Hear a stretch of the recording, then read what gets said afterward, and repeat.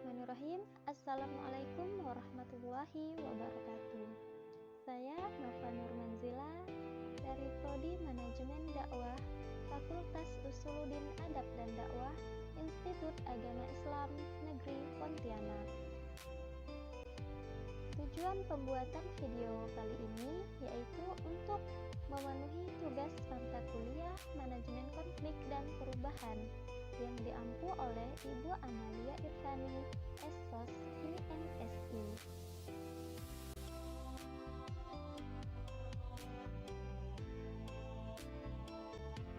Pada video kali ini, saya akan membahas yaitu tentang COVID-19 dan sosial ekonomi di Indonesia.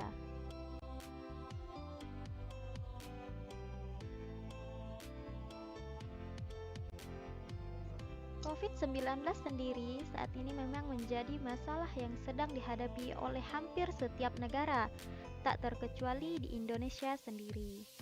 Coronavirus Disease 2019 atau COVID-19 merupakan jenis virus yang menyebabkan berbagai penyakit pada sistem pernafasan, mulai dari ringan hingga berat, bahkan dapat menyebabkan kematian. Virus ini bisa menyerang siapa saja seperti lansia, orang dewasa, anak-anak, dan bayi, termasuk ibu hamil dan ibu menyusui. COVID-19 ini pertama kali ditemukan di kota Wuhan, Cina pada tahun 2019 lalu. Virus ini menular dengan sangat cepat dan telah menyebar ke hampir semua negara, termasuk Indonesia, dalam hanya beberapa bulan saja.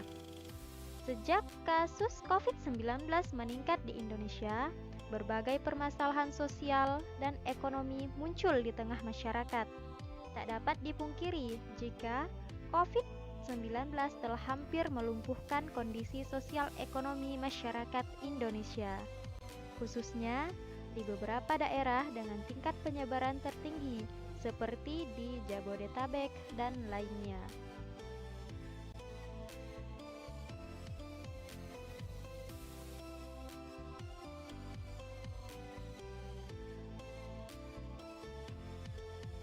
Akibat kasus corona ini, pemerintah Indonesia mulai melakukan berbagai kebijakan seperti mengeluarkan himbauan social distancing atau pembatasan sosial dengan menjaga jarak dan semacamnya. Kemudian pemerintah juga mengeluarkan himbauan untuk work from home bagi pegawai, yaitu bekerja dari rumah. Kemudian memberlakukan pembatasan wilayah, serta pemerintah juga membangun rumah sakit khusus untuk penanganan COVID-19 dan lain-lain. Dengan adanya kebijakan pemerintah ini, serta situasi yang semakin genting, tentunya memberikan dampak bagi masyarakat, baik masyarakat menengah ke atas, menengah ke bawah hingga kalangan elit. Berbagai masalah sosial ekonomi muncul dan dampaknya langsung terasa oleh masyarakat. Menurut Sukanto, masalah sosial sendiri merupakan suatu ketidaksesuaian antara unsur-unsur kebudayaan atau masyarakat yang membahayakan kehidupan kelompok sosial atau menghambat terpenuhinya keinginan-keinginan pokok warga kelompok sosial tersebut, sehingga menyebabkan kepincangan ikatan sosial. Semakin hari, permasalahan sosial ekonomi yang ditimbulkan akibat COVID-19 semakin terlihat nyata bagi masyarakat.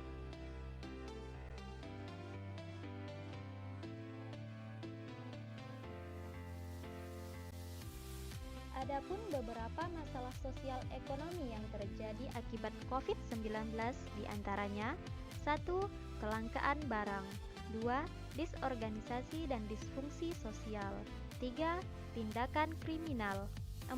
Melemahnya sektor pariwisata, dan 5. Angka kemiskinan dan pengangguran semakin meningkat.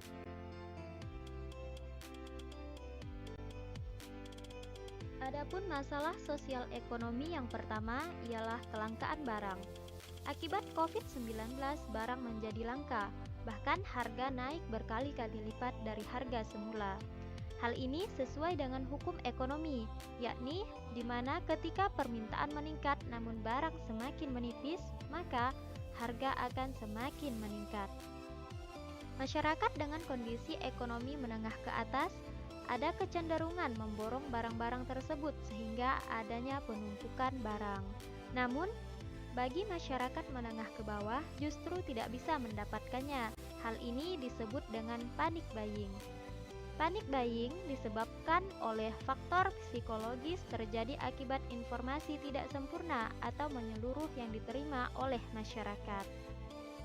Adapun jenis barang yang langka pada saat ini seperti masker, hand sanitizer, cairan pembunuh kuman, APD, dan barang-barang kebutuhan pokok lainnya.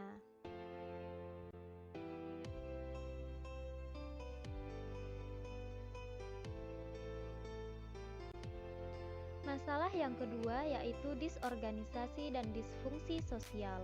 Disorganisasi yaitu suatu proses pudarnya nilai dan norma di dalam masyarakat karena terjadi perubahan-perubahan yang terjadi.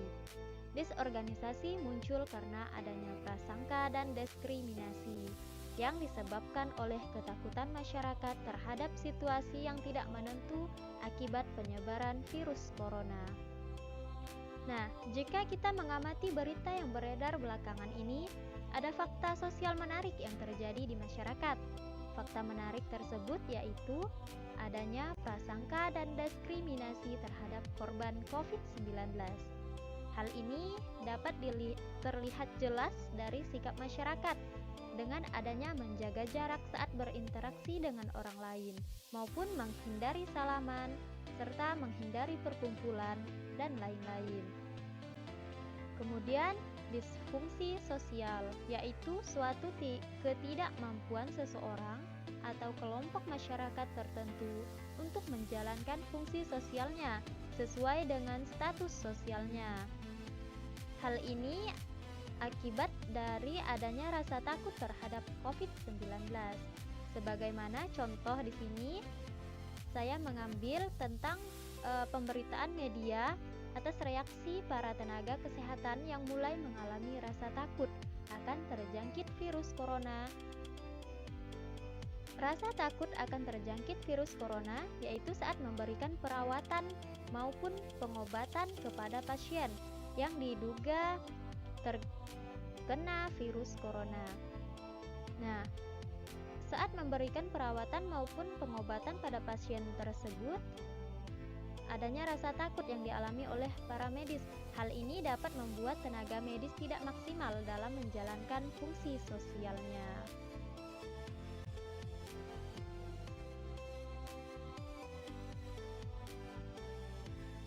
Disorganisasi dan disfungsi sosial merupakan wujud nyata dari penyakit sosial. Di sini, Talcott Person dalam bukunya The Social System menyebutkan bahwa sakit bukan hanya kondisi biologis saja, tetapi juga peran sosial yang tidak berfungsi dengan baik. Di sini, Person melihat sakit sebagai bentuk perilaku menyimpang dalam masyarakat, karena orang yang sakit tidak dapat memenuhi peran sosialnya secara normal. Masalah selanjutnya yang ketiga yaitu tindakan kriminal. COVID-19 juga berdampak adanya tindakan kriminal yang semakin tinggi. Hal ini terjadi karena adanya desakan ekonomi yang tidak tercukupi. Adapun contoh dari tindakan kriminal tersebut dapat berupa pencurian, perampokan, bahkan pembunuhan, dan lain-lain.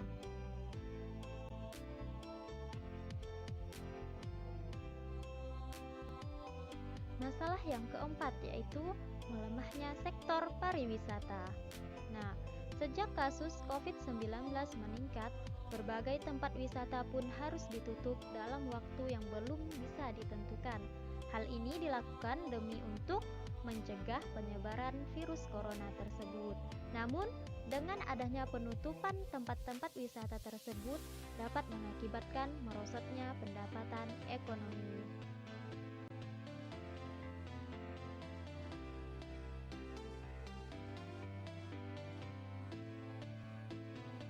Selanjutnya, permasalahan yang kelima yaitu angka kemiskinan dan pengangguran meningkat. Menurut Sukanto, kemiskinan diartikan sebagai suatu keadaan di mana seseorang tidak sanggup memelihara dirinya sendiri sesuai dengan taraf kehidupan kelompok dan juga tidak mampu memanfaatkan tenaga, mental, maupun fisiknya dalam kelompok tersebut.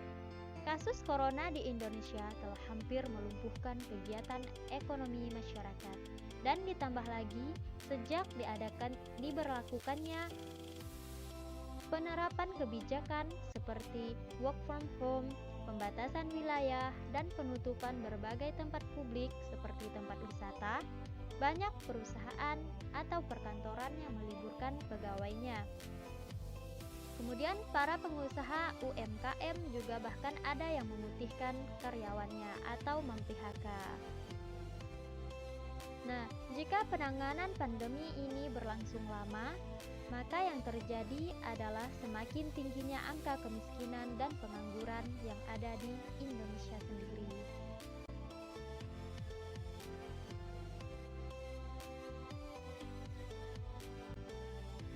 Adapun penanganan yang dilakukan oleh pemerintah.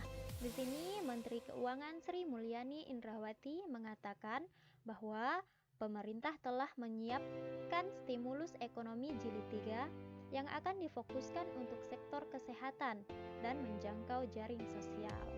Nah, kemudian di dalam bidang ekonomi sendiri, aliran bantuan akan disalurkan melalui program-program pemerintah seperti program Keluarga Harapan, kredit usaha rakyat, kredit ultramikro, kartu sembako, hingga program bantuan pangan non-tunai. Selain dalam hal ekonomi, pemerintah juga memperhatikan sisi sosial dan psikologis masyarakat, yaitu dengan membatasi informasi tidak benar atau hoax yang dapat meresahkan masyarakat dan memberikan informasi yang dapat memberikan semangat dan energi positif bagi masyarakat.